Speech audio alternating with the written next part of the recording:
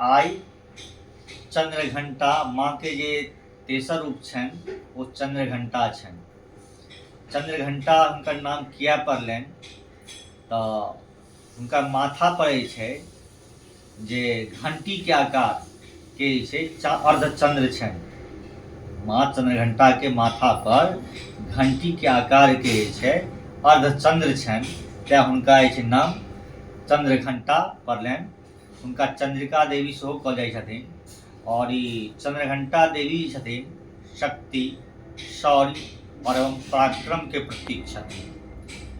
जीवन में जे भूत प्रेत के जे बाधा है वो बाधा से से मुक्ति चंद्रघंटा देवी के उपासना से अहाँके भेटत। जीवन में कोनो तरह शारीरिक मानसिक परेशानी है, चंद्रघंटा देवी जे छै हुनका पूजा करू। हर तरह के शारीरिक मानसिक या कोनो तरह जे संकट ये या समस्या है, उस समस्या से अहाँके जे छै से मुक्ति भेटत।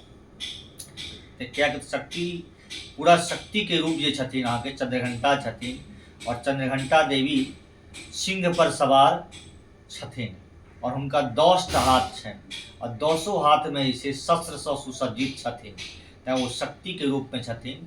तो शक्ति के उपासना के रूप में जे छै माँ चंद्रघंटा के जे छै पूजा पाठ होइए। जय माँ चंद्रघंटा देवी।